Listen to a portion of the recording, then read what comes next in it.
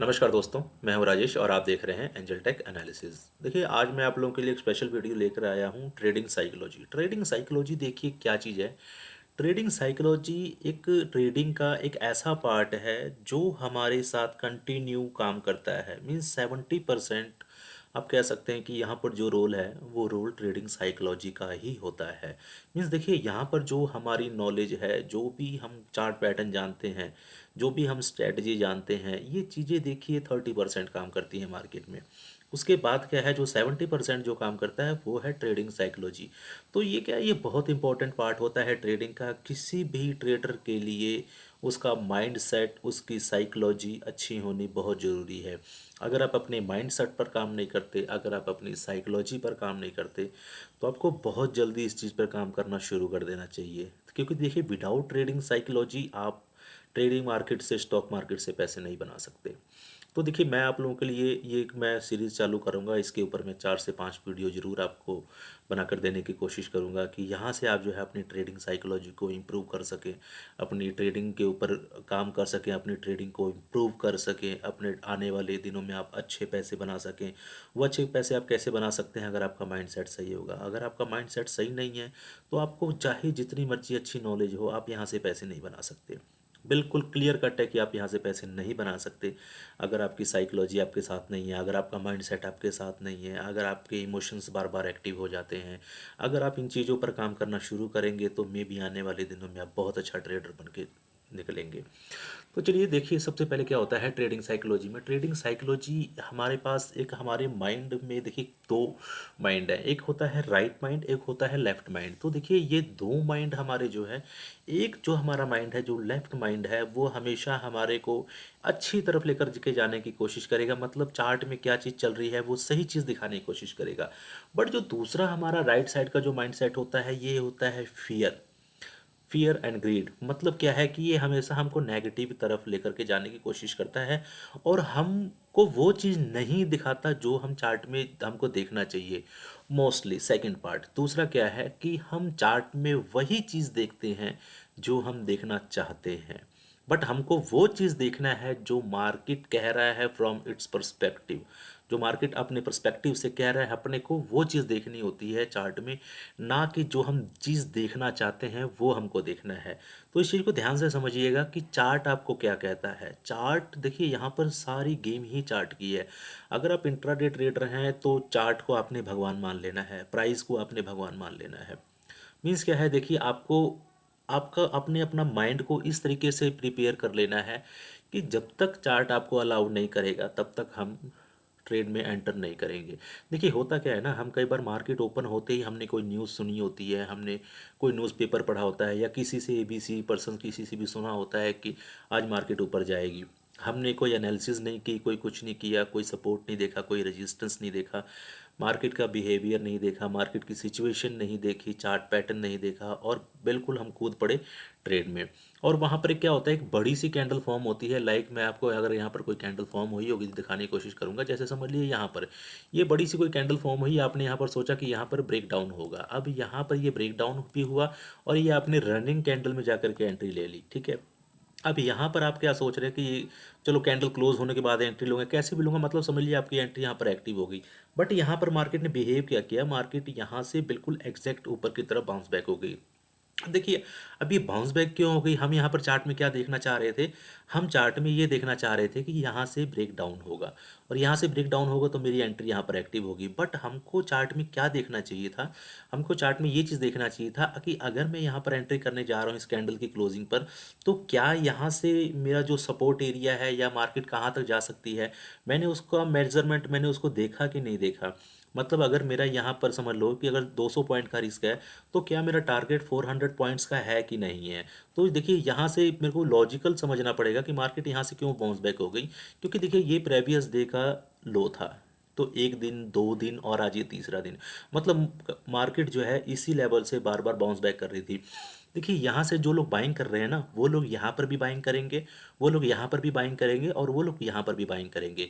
तो देखिए हम चार्ट में क्या देखना चाहते हैं, हमने चार्ट में देखा कि ब्रेकडाउन और हम एंटर कर गए। बट हमको देखना क्या चाहिए था, हमको ये देखना चाहिए था कि अगर मैं इस सिचुएशन में यहाँ पर मार्केट में एंटर कर रहा हूँ तो मेरे पास आने के लिए क्या है और मेरे पास जाने के लिए क्या है। दोनों चीज़ों को अपने को देखना पड़ेगा। ऐसा नहीं है कि सिर्फ हमने यहाँ पर एंट्री कर लिया और एंट्री करने के बाद हम यहाँ पर श्योर हो गए कि नहीं हमको यहाँ पर मार्केट प्रॉफिट देगी। क्यों प्रॉफिट देगी, अपने को उसके पीछे का लॉजिक समझना चाहिए कि जहाँ पर मैं एंट्री करने जा रहा हूँ क्या मेरी एंट्री सही है। सबसे पहले तो मैं आपको एक सिंपल सी टेक्निक बता देता हूँ कि कभी भी अगर आप किसी भी मार्केट में, चाहे वो बाइंग साइड में जा रहे हैं चाहे आप वो सेल साइड में जा रहे हैं, सबसे पहले टारगेट देखिए कि टारगेट आपका कितना है। अगर टारगेट आपका मान लीजिए 200 पॉइंट है, अब अपना स्टॉप लॉस देखिए, स्टॉप लॉस कितना है। स्टॉप लॉस अगर 200 पॉइंट है ट्रेड को छोड़ दीजिए। अगर स्टॉप लॉस 100 पॉइंट है ट्रेड कर सकते हैं। मतलब क्या है कि सबसे पहले आपको रिस्क डिफाइन करना पड़ेगा और टारगेट डिफाइन करना पड़ेगा।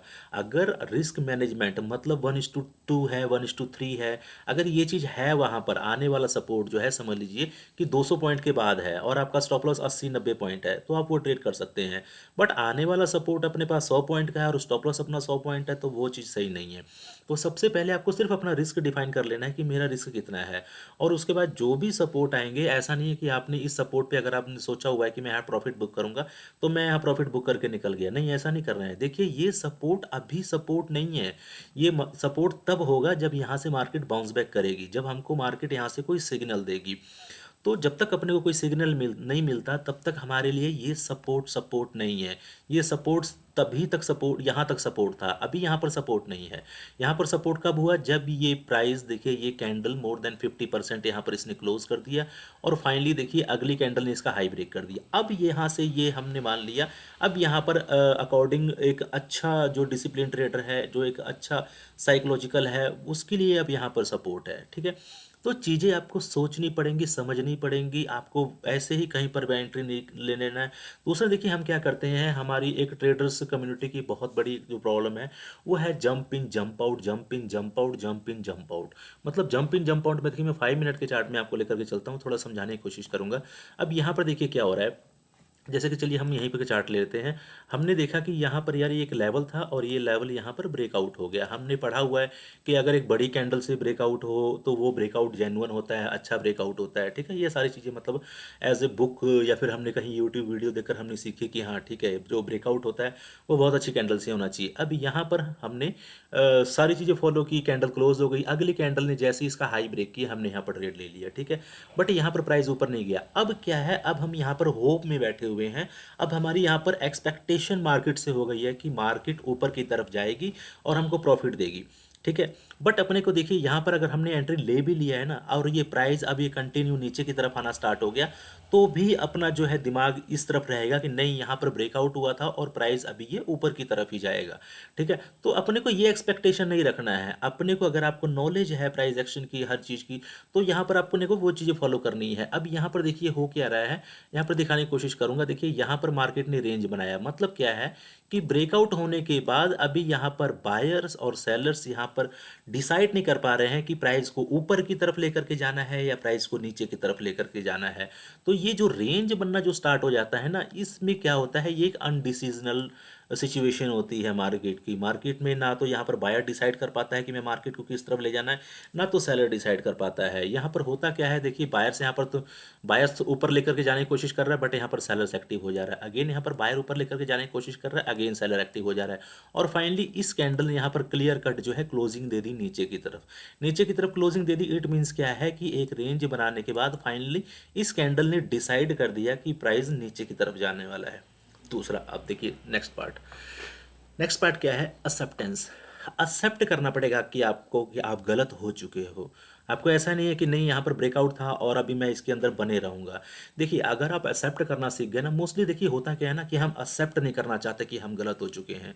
हमारा स्टॉप लॉस अगर हमने मान लीजिए 10 पॉइंट का स्टॉप लॉस रखा है और हमारा स्टॉप लॉस अगर वो हिट होने जा रहा है, 9 पॉइंट आ चुका है, 8 पॉइंट नीचे आ चुका है अपोजिट साइड हमारे, तो हम उसको एक्सेप्ट नहीं करना चाहते कि हम गलत होने जाए। हम क्या करते हैं, हम उस स्टॉप लॉस को 15 पॉइंट पे कर देते हैं, 20 पॉइंट पे कर देते हैं।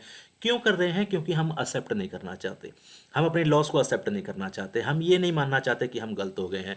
अब यहाँ पे क्या है, यहाँ पर मार्केट ने सिग्नल दे दिया क्लियर कट कि नहीं, यहाँ पर जो ये ब्रेकआउट था ये फेक ब्रेकआउट था और ये प्राइस अभी नीचे की तरफ जाने की तैयारी कर रहा है, क्योंकि यहाँ से देखिए, अगर ध्यान से देखें तो यहाँ पर एक ट्रेंड, देखिए मेरी ड्राइंग काफ़ी अच्छी नहीं है, यहाँ से एक ट्रेंड लाइन भी ब्रेक डाउन हो गई और इसने कैंडल ने क्लोज भी कर दिया नीचे की तरफ। दूसरा देखिए यहाँ पर अगर कोई यहाँ पे मूविंग एवरेज आ रही होगी, वो मूविंग एवरेज इस तरीके से आ रही होगी, मतलब क्या है यहाँ पे रेजिस्टेंस एरिया।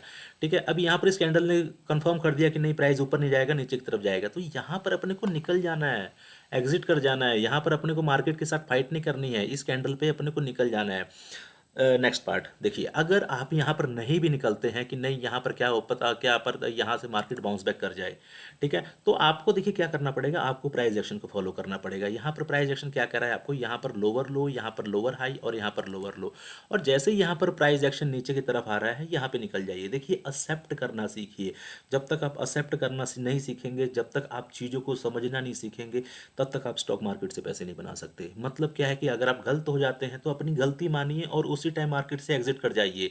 अगर आप उस टाइम मार्केट से एग्जिट कर रहे हैं अपनी गलती मानकर, तो मे बी आपको कोई छोटा सा लॉस हो, बट अगर आप गलती अपनी नहीं मान रहे हैं और मार्केट को कंटिन्यू अपना स्टॉप लॉस जो है अपोजिट साइड में ट्रेल कर रहे हैं, तो मे आपको बहुत बड़ा स्टॉप लॉस जो है फेस करना पड़ सकता है, और वो स्टॉप लॉस में भी आपको साइकोलॉजिकल वीक कर देगा, आपका जो है कॉन्फिडेंस लेवल बहुत डाउन हो जाएगा।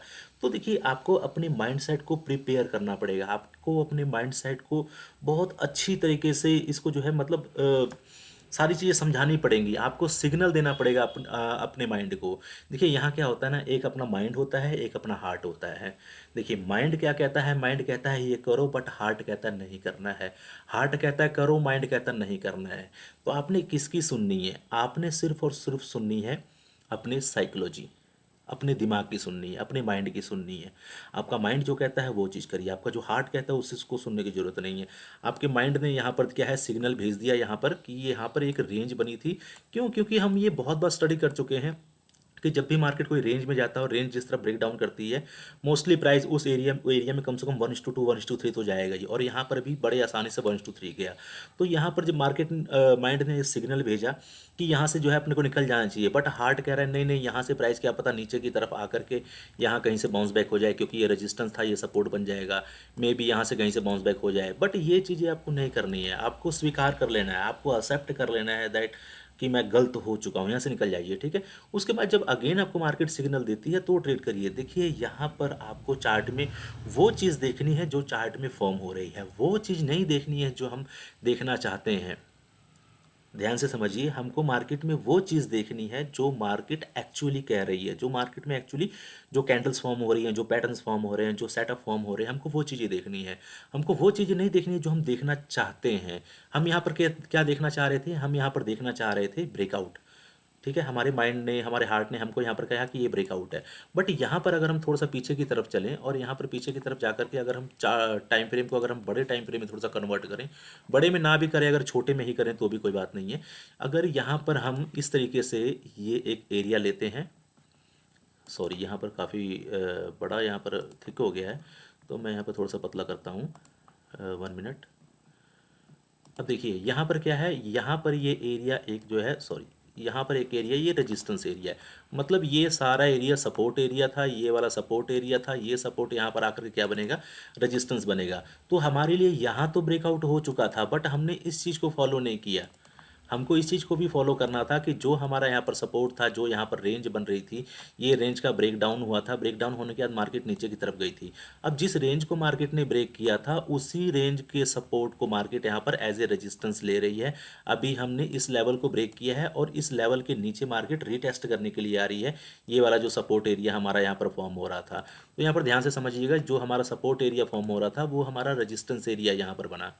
ठीक है, ये वाला एरिया हमारा, ये सारा सपोर्ट एरिया था, ये भी और ये भी, ये सपोर्ट एरिया था, यहाँ पर आके ये रेजिस्टेंस बना। बट देखिए हम यहाँ पर देखना क्या चाह रहे हैं, हम यहाँ पर देखना चाह रहे हैं ब्रेकआउट। यहाँ पर ब्रेकआउट हो गया है और हमने यहाँ पर ट्रेड ही ब्रेकआउट का करना है। अपना जो है देखिए, हमने बाइंग साइड का ही ट्रेड करना है, सेलिंग साइड का नहीं करना है। क्यों, क्योंकि हम देखना चाहते थे ब्रेकआउट, हमारे माइंड में ही अब ब्रेकआउट है। अब हम यहाँ पर निकलने की कोशिश भी नहीं करेंगे। ठीक है, देखिए मे बी हम यहाँ पर गलत भी हो गए, इतनी नीचे मार्केट आई, लेकिन अभी भी हमने होल्ड किया, यहाँ तक प्राइस गया और यहाँ पर आकर फाइनली हम यहाँ पर एग्जिट कर जाते हैं। दूसरा देखिए होता क्या है ना, मैं एक चीज़ और आपको बताता हूँ कि जैसे कि समझ लीजिए हम किसी 100 रुपये के प्राइस पर एग्जिट करते हैं और हमारा स्टॉप लॉस समझ लीजिए कि 90 रुपये है या 80 रुपये कुछ भी है। प्राइस पहले पहले हमारे ऑपोजिट डायरेक्शन में जा रहा है, मतलब 100 रुपये से पहले वो 90 रुपये की तरफ गया, हमने क्या किया, स्टॉप लॉस उठा के अपना 80 रुपये कर दिया। और जब वो 90 रुपये से अगेन जब वो 100 रुपये आया, 100 रुपये आया मतलब ब्रेक एवन पे आया जहाँ पर हमारी एंट्री थी। अगेन जब 100 रुपये पे आया तो हम वहाँ पर क्या करेंगे, हम वहाँ पर एग्जिट कर जाते हैं। क्यों एग्जिट कर जाते हैं? क्योंकि हमने पहले देखा कि पहले ही देखो कि हम 10,000 पे लॉस में चल रहे थे।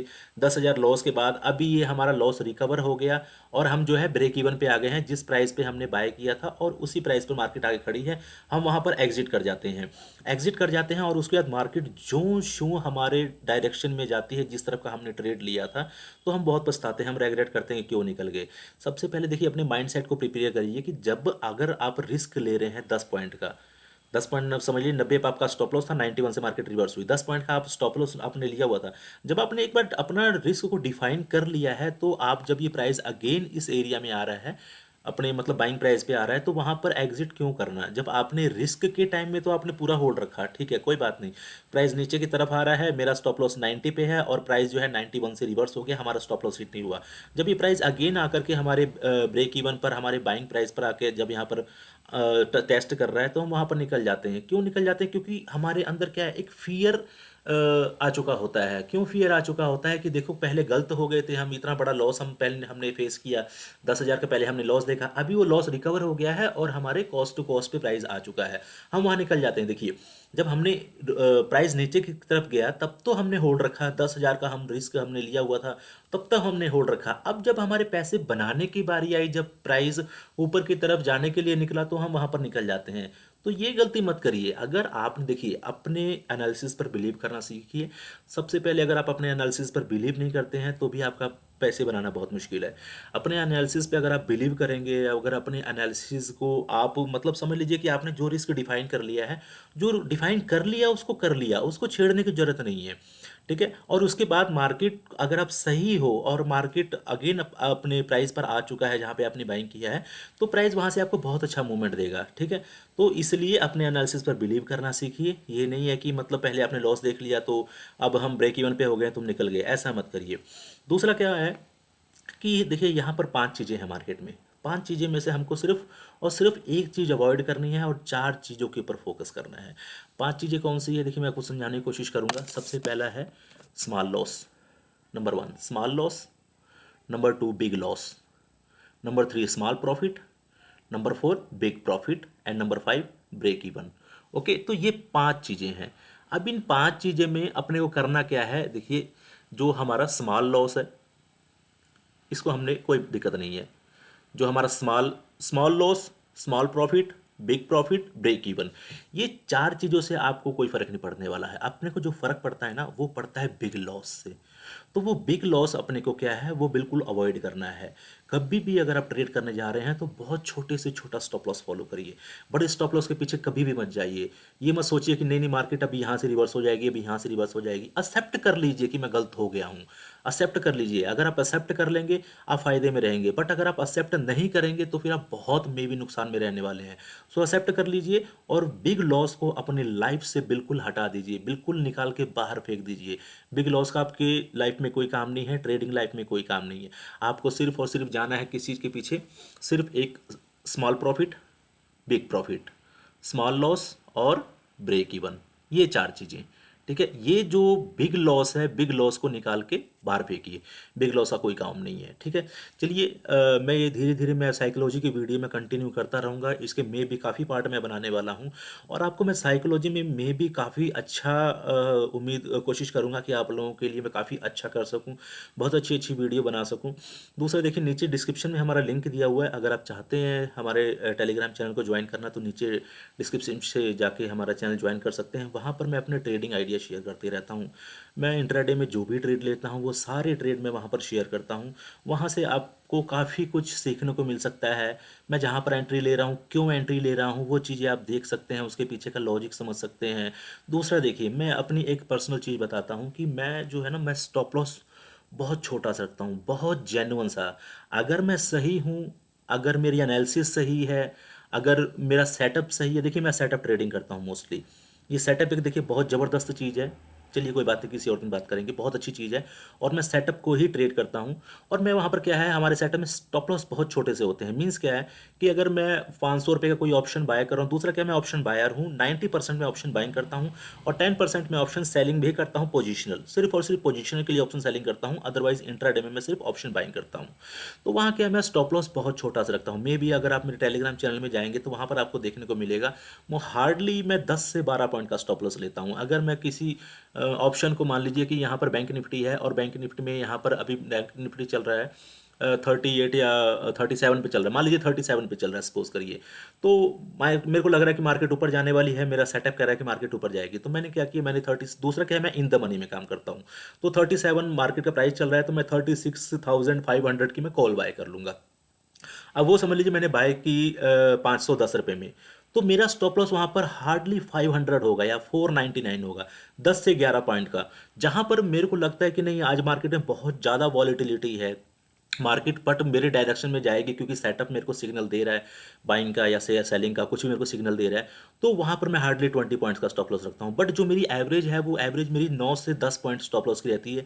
देखिए अगर मैं सही होऊंगा ना तो मेरा स्टॉप लॉस हिट नहीं होगा, बट अगर मैं गलत होऊंगा तो मेरा स्टॉप लॉस हिट हो जाएगा। ठीक है ना, तो अगर मैं सही हूँ तो मैं स्टॉप लॉस को, मैं छोटा स्टॉप लॉस रखकर मैं बाइंग के लिए जा सकता हूँ। और यहाँ पर मैं कई बार 1:10, 1:15, 1:20, 1:50 तक मैंने लिया हुआ है, मतलब 10 रुपये का स्टॉप लॉस लेकर के 500 पॉइंट का प्रॉफिट। देखिए आपको पता है ऑप्शन बाइंग में की कोई लिमिट नहीं है, 500 की चीज़ 5000 भी हो सकती है, 100 रुपये की चीज़ 2000 पे भी हो सकती है। ठीक है, तो यहाँ पर क्या है कि आप अपॉर्चुनिटी बहुत ज़्यादा ऑप्शन बाइंग में, ऑप्शन बाइंग में आप लॉस कर ही नहीं सकते। क्यों नहीं कर सकते, क्योंकि यहाँ पर देखिए अगर आप छोटे छोटे स्टॉप लॉस रख रहे हैं ना, मतलब 10-10 पॉइंट के स्टॉप लॉस रख रहे हैं, 15-15, 20-20 पॉइंट के भी मान लीजिए, आपके 3 स्टॉप लॉस हिट हो गए तो आपको कितने पॉइंट गए, आपके सिर्फ 60 पॉइंट गए। बट अगर आपका एक ट्रेड भी सही चल गया ना, और वो एक ट्रेड कम से कम 100 पॉइंट चला गया, तो अभी भी आप कितना 40 पॉइंट प्रॉफिट में है, मतलब 3 स्टॉप लॉस हिट होने के बाद भी 40 पॉइंट प्रॉफिट में है। देखिए यही सारी चीज़ें मैं अपने स्टूडेंट्स वगैरह को सिखाता हूँ कि किस तरीके से अपने को छोटा लॉस लेना है और किस तरीके से अपने को बड़े प्रॉफिट के पीछे जाना है। मैंने क्या बताया था आपको, सिर्फ और सिर्फ बिग लॉस अपने को अवॉइड करना है।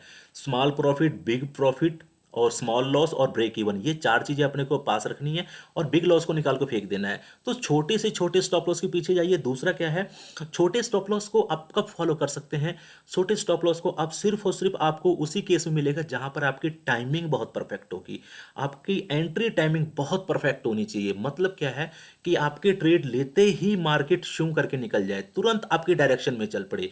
ऐसा ना हो कि मार्केट आपने ट्रेड लिया, ट्रेड लेने के बाद 10 मिनट, 15 मिनट, 25 मिनट, 30 मिनट, 1 घंटा वहीं पर मार्केट सस्टेन कर रही है और आप अपना स्टॉप लॉस नीचे नीचे नीचे नीचे करी जा रहे हो, तो वो चीज़ नहीं। ऐसी ऐसी टेक्निक आपको सीखनी पड़ेगी जहां से, क्योंकि देखिए अगर आप ऑप्शन बायर है ना, तो आपको ऐसी सारी चीज़ें सीखनी पड़ेंगी जहां से आपके बाइंग करते ही मार्केट आपके डायरेक्शन में निकल जाए। सेटअप ट्रेडिंग में हम यही चीज़ सिखाते हैं कि आप ऐसा कौन सा पॉइंट है मार्केट का, ऐसी कौन सी जगह है जहां पे हम बाइंग करें और बाइंग करते ही मार्केट हमारी डायरेक्शन में निकल जाए। तो आपको ये सारी स्किल्स को जो है मतलब अपनाना पड़ेगा, ये सारी स्किल्स सीखनी पड़ेगी अगर आप ऑप्शन बाइंग करते हैं तो। हाँ, अगर आप ऑप्शन सेलिंग कर सकते हैं तो मे बी आपका रिस्क भी थोड़ा सा बढ़ा ले सकते हैं। और रिवार्ड, देखिए रिवार्ड यहाँ पर लिमिटेड है ऑप्शन सेलिंग में, बट ऑप्शन बाइंग में क्या है, रिवार्ड बहुत बड़ा है। सो फोकस करिए अपनी साइकोलॉजी के ऊपर, चीज़ें सीखिए, समझिए, हार्ड वर्क करिए।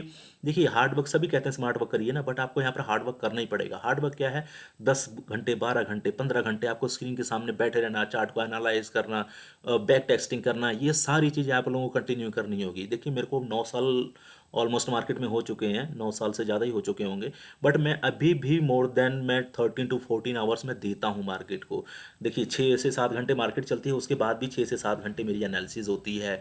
मैं अपने नई नई चीज़ें में के ऊपर मैं काम करता हूँ, नए नए प्रोजेक्ट के ऊपर काम करते रहता हूँ, नए नए सेटअप ढूंढता रहता हूँ, नए नए सेटअप की बैक टेस्टिंग करते रहता हूँ, सारी चीज़ें मैं करता रहता हूँ। देखिए ये चीज़ें आपको भी करनी पड़ेंगी। दूसरा कि आपको अपनी साइकोलॉजी बहुत स्ट्रॉन्ग करनी पड़ेगी, इमोशंस को निकाल के फेंकना पड़ेगा, फियर को, देखिए फियर आपका कैसे निकल सकता है, वो सारी चीज़ें मैं आपको आने वाली वीडियोज़ में बताऊंगा। इसकी मैं कंटिन्यू सीरीज आप लोगों के लिए कंटिन्यू करूंगा। चलिए उम्मीद करता हूँ वीडियो अच्छी लगी होगी। अगर अच्छी लगी हो तो लाइक और शेयर जरूर करिएगा और अपने दोस्तों के साथ भी शेयर करिएगा। चलिए आज के लिए इतना ही। जय हिंद।